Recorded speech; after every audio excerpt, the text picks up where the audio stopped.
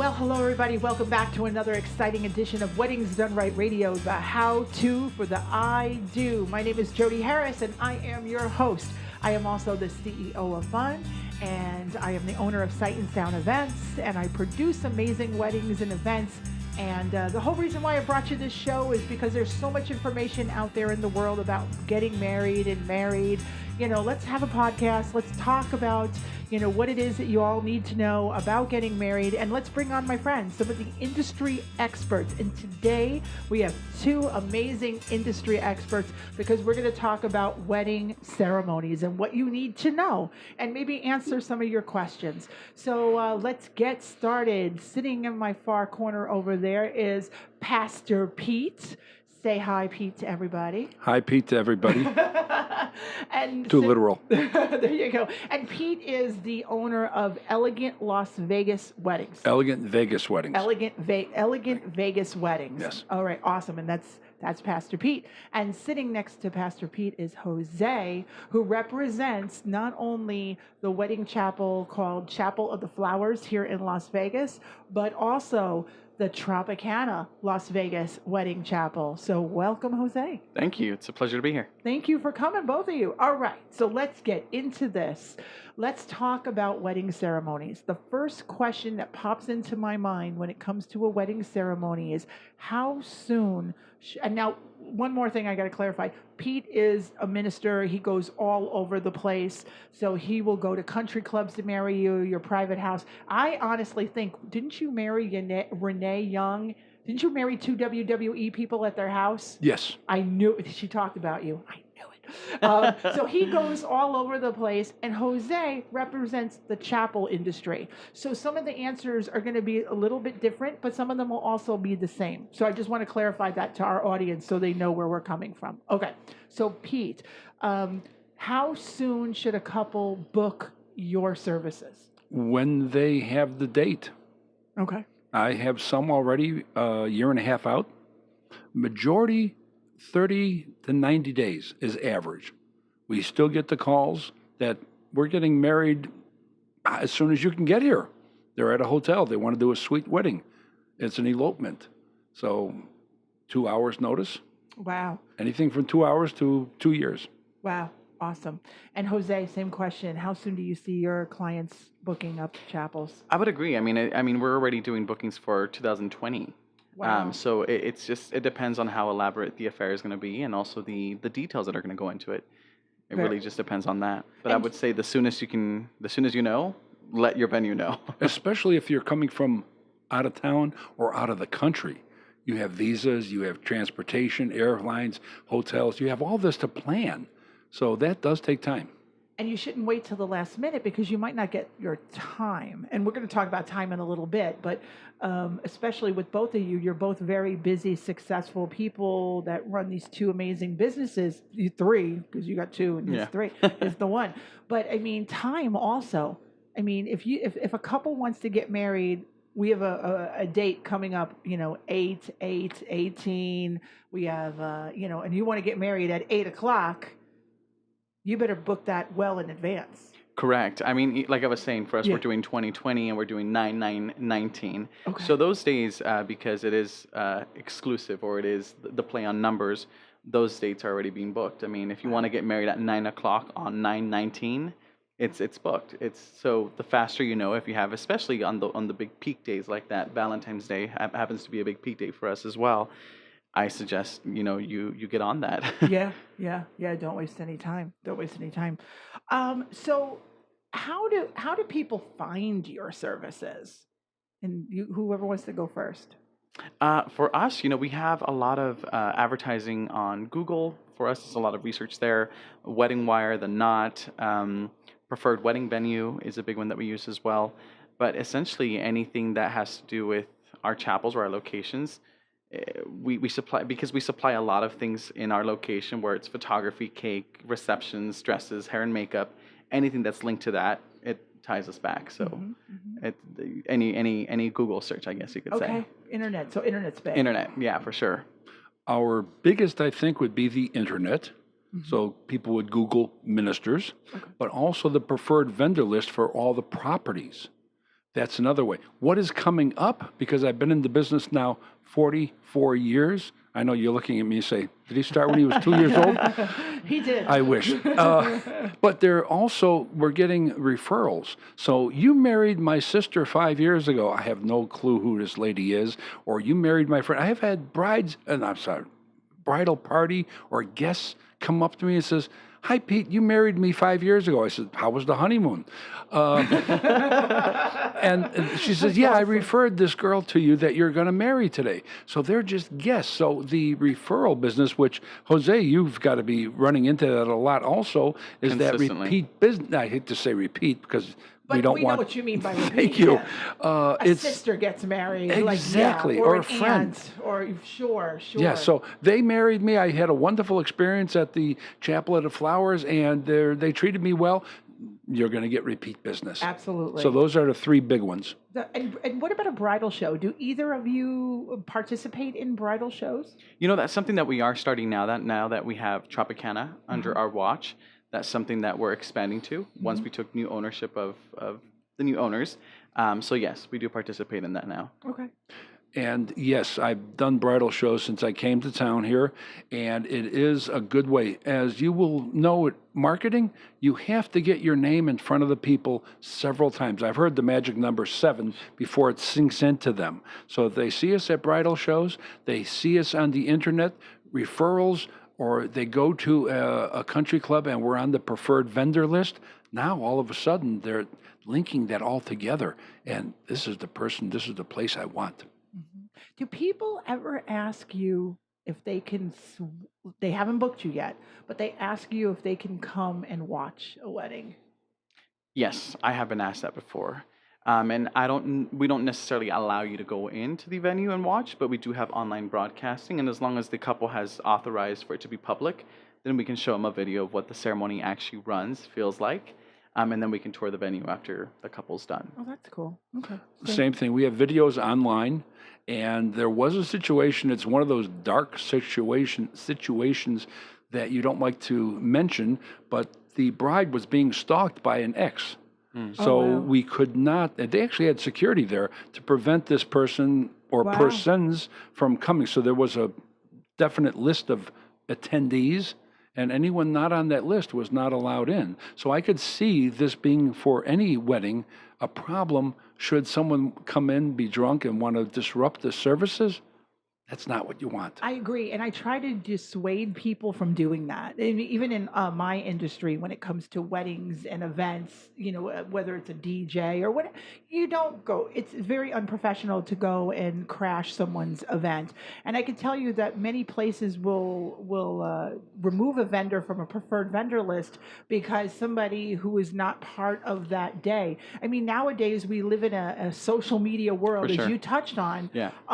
That you can see anything anywhere. You could see an Instagram story. Like Pete, you talked about videos on the website, live cams. You can see that. So there's really no reason why you should have to go down and quote watch watch a ceremony. So no, I agree.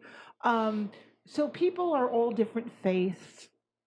How do they find the right minister? I mean, do you guys offer different things? Kind of explain to me about the different kinds of ministers there are out there. I don't know who wants to. Pete, you want to go first? One of the first questions, not first, but we send the bride and groom 20 questions.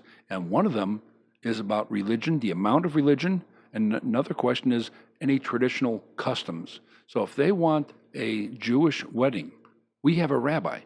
We also have a French minister, German speaking, so that covers the languages, and we want to know what the traditions they want. Simply go to the most renowned Jewish expert of all, and that's Rabbi Google, and Google it. Wow. Now you know the traditions from their culture, from their country. Blacks jump the broom. Filipinos have the coin, cord, and rope cord ceremony and veil, and other traditions or customs have other traditions. So you find out and you give them what they want. I completely agree. I think that it's for us in the industry and how we run the weddings, it's exactly the same. We have rabbis, we have ministers of different races, different origins, because people feel more comfortable sometimes with someone of their race or of their faith. So for us, and the way that we do it is we have an option of doing a religious ceremony or a non-religious ceremony. Essentially, the difference is the mention of God. But what we do suggest to our people is if you really have something specific, bring your minister in. I mean, we have no problems with allowing one of your ministers to come in. We coach them real quickly on where the cameras are at, where they need to stand so that they don't block photography or camera angles. But then this way they have that personal connection, maybe with someone that they grew up with in church or something that's more personable and customized for them. And speaking of bringing somebody in, I see a lot now of an uncle or a relative that got licensed or got their license, right? Because it's your life. I mean, I could become a minister, right? I mean, there's this like, what is it? I don't even know what it is, but some online course. Getting ordained. Yeah, I can be ordained a minister, right? But yet you're not really a minister because you got to have and we talked about this prior to going on the air. You have to be state licensed as a minister. So, Pete, I know you talked about it a second ago with me prior to getting on the air. So if my father or my Uncle Charlie wanted to marry me here in Las Vegas, he can if he has one of those ordained minister certificates. But then again, it's not really a legal wedding. You guys jump in.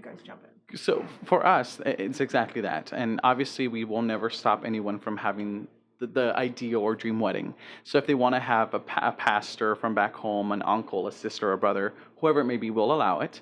Then it comes down to the fact or the question, are they ordained? If they decide to get ordained, that's one thing. If not, then they do the ceremony for everyone attending, but then our minister does the legalities and does the actual pronunciation separately when they're by themselves in a separate room.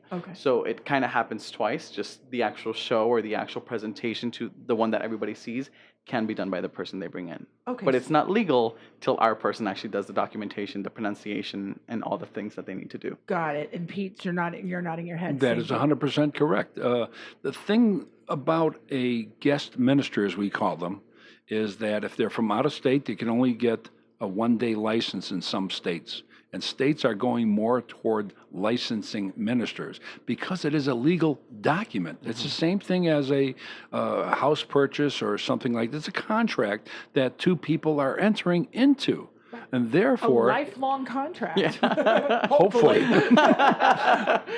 So it must be filled out correctly. There is now in our state a test that the guest minister, even for a one-day license, must pass with 100%. Because if he gets 98% and he misses something on the license, it's not legal. Now, let's look at the legality of this. They go on a honeymoon. God forbid the plane goes down, one of them dies. If they're not legally married, there's a big legal problem here. Who is the next heir of this? So it has to have all that legality filled in correctly. If they use the wrong color ink, if they go over a margin, there's all these there's 25, Really? There's 25 tests. Wrong colored ink? Yes. Wow, you're both shaking your head. You're like, yeah, been there. We know about it. Wow. So as you know, our show is worldwide. People from all over the world hear this. And we talked about, like, just because you're licensed in Illinois doesn't mean that you're licensed in Vegas. We talked about this a little bit. So kind of explain a little bit to the people that are watching and listening. Certain states have the law that you must be a licensed minister in that state. So it's the same thing. Did we speak on the air or is it before? If you're coming from California and getting married in Nevada, you need a Nevada license. If you're getting married in Illinois, you need an Illinois license. A driver's license from Illinois is legal in Nevada, California, throughout the world, because you're licensed in Illinois. But when you're coming here, you need the Nevada or you need the state license.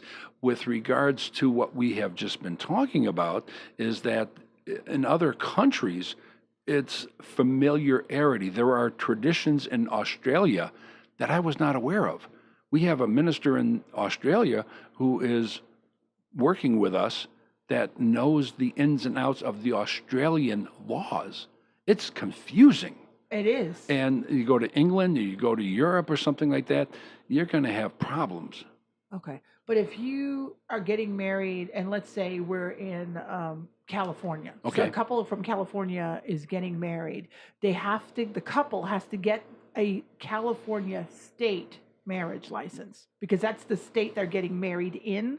If they're getting married in California, Right. yes. Yes. If you're getting married in Nevada, It's a Nevada Well, license. you're getting a Nevada license. Correct. Okay, so anybody coming into our town, into Las Vegas, would have to they can't go to California and get a marriage license to get married in Nevada. No. Correct. Got it. Okay. And their minister, if he's licensed in, let's say that if he's licensed in California, but he's performing a ceremony in Nevada, that's a no-no, right? He still has to Correct. take that test to be licensed for the one day.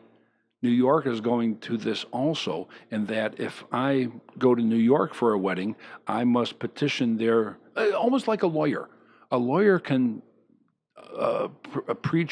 Practice. practice law in another state if he is going to be like sponsored by a state law firm. So he can then present the case if he's from out of state. Got it. So a minister must then get the state permit on a few states, not many, but a few states. I can go to almost any state and perform a wedding because I am an ordained minister. Same with your ministers. When you say ordained, what do you mean? You must be part of a established 501c church, a nonprofit church. Okay. Got it. Okay. And that's all. And Okay. same thing with the Salvation Army is a 501c. So you could be a chaplain with this Salvation Army and perform weddings. And you just brought up a light bulb just went off when you said chaplain. Do you gentlemen ever get a situation where they want to bring in, a priest to marry? Maybe it's a Jose question more than a Pete question. I do get that, but almost like in Catholicism, there is so much tradition, and Catholicism has a lot of rules, I guess you could say, around it. Sure. That we can do an actual priest will not come out of their church to come perform the full ceremony for us because it has to be under that church that they're governing and that they're they're preaching over, that they're over. So a lot of the times we can bring some of those customs. Is it the same weight in the Catholic religion or the way that the Catholics view it? No, probably not, because it's not under their venue. Got it. But can we allow those customs to come in? Yeah, definitely. Right. Same thing, Pete. You're shaking your head. Yeah. Same thing. Same answer. I had another question in regards to chemistry. Do you guys ever get clients that want to meet maybe, I know for you it's really easy for them to you could meet them at a Starbucks or at the venue that they're getting married in before they hire you. What about you, Jose? Because you represent, you're what we call a multi-op. Yeah. You've got lots of ministers that work under your umbrella at a chapel. Is that available to clients? Yeah, and I think that's the advantage of the time we live in. Social media is ridiculous in the things that we can do. So Facebook, Instagram, like we mentioned a little bit earlier, you can watch people perform ceremonies. You can watch videos of your wedding planner. You can see what our ceremonies look like. We do live feeds with our florists making flowers of the new line we're releasing. So people can see what's coming and actually see the people doing it and what they look like, what they interact like. Sure. Before they even come to our state or to this country to even have their event. So it's a nice personal touch. And do you ever get somebody who says, hey, I'm going to be, I'm going to be at this particular, I'm going to be in town and I want to meet the guy who's going to marry me? We do get that, yeah. And sometimes we will set, if they want a specific minister, they'll come and they'll meet and they'll discuss their details. If not, that's something that we'll do 2 to 3 days before is when we're going through all of the details before their event. Awesome. And that's something I want to talk to you guys about. I know in like the world of a DJ entertainer, we would always have what they call a design session 10 days prior to their event where we would go over their program. You just kind of touched on it. Do you do both? You do that as well then? Correct. That is the questions that we send initially. So questions don't go out until they hire you or? Well, when they request. Okay. So, Jose comes to me and says, we're getting married, and what do I need to do? So I will send you these questions, and you two will tell us what you want said and done. A little bit of your history together. How did you meet? How was your proposal? Now, that is the body of the ceremony. It's about the two of you. So initially, we start this by sending you questions, and you find out that we want to know about the two of you and what your history is. There's the ceremony. Awesome. And how soon do you do that again? When they first call. When they first call. So for us, it's our planners, our wedding planners are the ones that are getting and collecting all this information. And your wedding planners are the people that actually work in the chapel. So correct. And chapels have, quote, wedding planners. No matter where you live, there's always a wedding planner that's organizing. So for us, they are speaking with them from 2 years, 3 years, depending how far out they actually book their event. But they're in charge of designing their event, getting their floral put together, their reception, what they want at the reception. Do they want a DJ? What type of music? Are they going to have personal vows? Do they want standard vows? Do they want a religious, non-religious? Do they want photography? Do they want limos, charters, dress rentals, makeup, hair? All of those things that they're working on. And then when they travel in, and we actually sit with them, it happens 2-3 days before, when we actually go through everything as a review, just to ensure that everything's in line and that we have everything set for their big day. And the information is the most freshest. Correct. And if there's any last minute changes, maid of honor didn't show, best man didn't show, whatever happened, we just tweak those last little details before the actual event. Because if you do it too early, there's you're always things change. Correct. And that's the same thing in our industry as well when it comes to producing events. We always like to have that final run through at least 2 days or 48 hours before the event. We do two. We do one at 30 days, and then the last one happens the 2 or 3 days before. And that's what. Oh, sorry, I'm dropping things here, folks. And that's what generally should happen. I mean, a venue should be able to accommodate these requests. Correct. Awesome. And that's what we do even 1 hour before the ceremony. So we get there, as we fill out the paperwork, we get the groom, here's what's going to be done and said and done, and get the bride, if they don't want to see each other, here's what's going to be said and done. So everything is reviewed an hour before the ceremony so that it's all fresh in their mind. The same thing you might be doing, yes. Correct. Absolutely. In the world of wedding chapels, and again, you represent Las Vegas, so we're a huge city. The chapel industry is big here.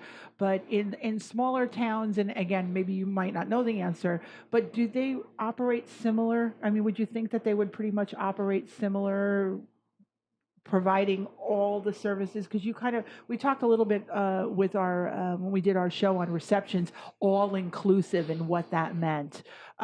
Chapels also have the availability to create all inclusive packages, correct? That is correct, and I think that's one of the blessings I have of where I worked, is that we do have that all inclusive one-stop shop type feeling where everything is done through us. Yes, we have vendors, but we're your point person, and if anything goes wrong with those vendors, we're the ones that you come and speak with, and we'll make it better for you. So it is a nice opportunity because you don't have to worry about contacting all these different locations. Our wedding planners handle that for you. Awesome. Now, if somebody had a relative, let's say their Uncle Pete was a videographer from Chicago, and he wanted to film something, in the world of chapels, that's a no-no, correct? That is normally a no, for a lot of reasons, like photography. But we do have those exceptions, and those are things that they can upgrade to. Photography is a big one for us. A lot of the times, we do with our weddings an unplugged ceremony. So that means that there's no cell phones, there's no photography, there's no live streaming. One, because you don't want people to be seeing it through a photo. But two, the way that I explain it to the brides is, why would you want your pictures to be posted before you've even seen them? I mean, I know that a lot of brides are like, I don't like that angle, don't post that. And your friends have already blasted your marriage before you even had a chance to announce that you're married. So it's protecting the bride and the groom and their privacy. So for us, we want people to be present, be involved in the moment. And so we allow that if the bride and groom want to bring their own videographer, yeah, you can do that. And if you want to pay for all the photography package that your guests and friends can do, or whatever they want with pictures, then great. But that's to the discretion of the couple. It's so funny that you just touched on that, because prior to you gentlemen being here, we had a conversation with a real bride, and her one of her big complaints was that a guest took out his cell phone and recorded the whole ceremony without her permission, without her knowing about it. And you just hit the nail on the head when you said, She hasn't even seen it, and Yeah. here you are posting it to the world, unflattering angles. Yeah, are you seeing more and more, Pete? The quote, no cell phone wedding receptions. Are you making those announcements prior to? I'm sorry, ceremonies. Yes. You're on the unplugged. It's up to the bride and groom, as you have said. And if they want that, we say, ladies and gentlemen, please put your cell phones away. And I throw another line in there saying that if a cell phone does go off during one of my ceremonies, that person pays for the wedding. You'd be surprised how fast they put their cell phones away. Oh my gosh, that's funny. That's funny. Are you boys seeing pets, animals in Oh. ceremonies? All the time. Really? All the time. I can't even tell you how often this is. They're the ring bearers. They're the lineup. They're your bridal party. I mean, it consistently happens. So that's one of the trends. Pete's laughing. Yeah, they put one of those go cams on the back of the No. dog. Yes, like a saddle, and actually watches the dog walking down the aisle. Oh my gosh. Yeah. That is so funny. So what other trends are you guys seeing when it comes to wedding ceremonies? Anything on Nothing that's necessarily unusual, but I do see it's just nice to see the evolution from year to year, what's popular, what's in, what's not. I know that this year has been, at least for flowers, very organic, very loose, very big, not so round and traditional. It's very organic this year. So it's been just nice to see some of the differences in colors and what people are wearing, the navy blue suits, which the tuxedo is no longer as popular as the suits are. So it's just nice to see from year to year how the market changes. Wow. And even Middle America.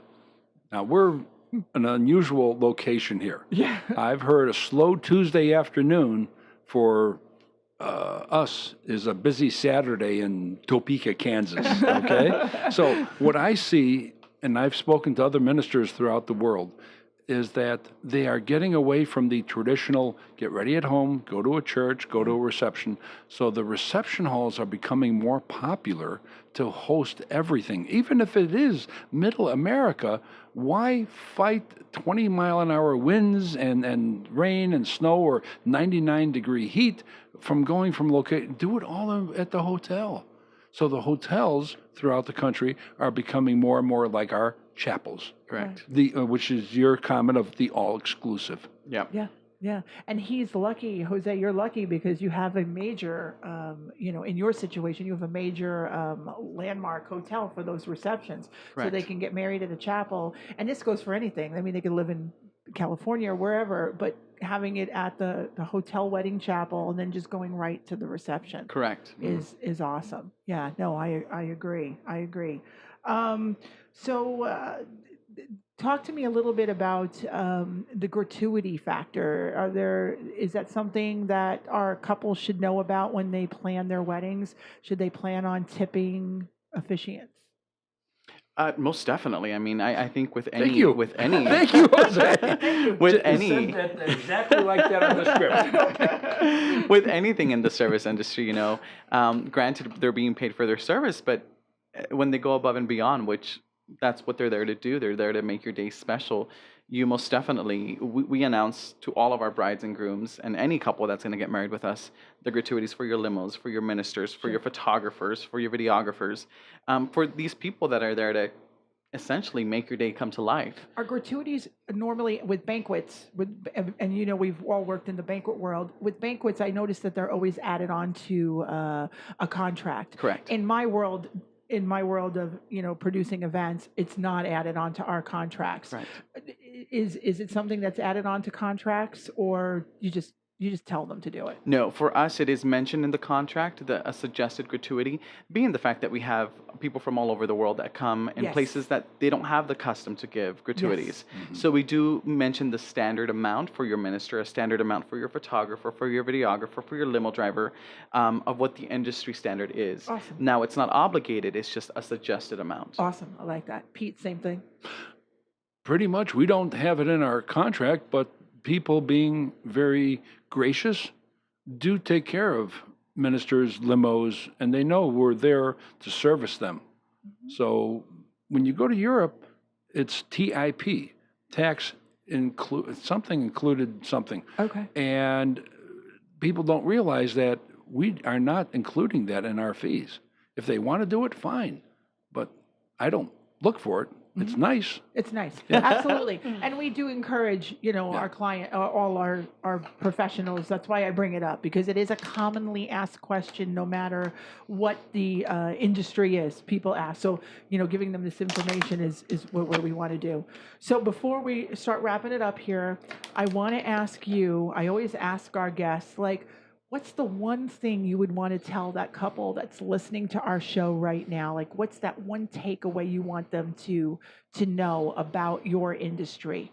Trust your professionals. You're hiring Jose and his staff.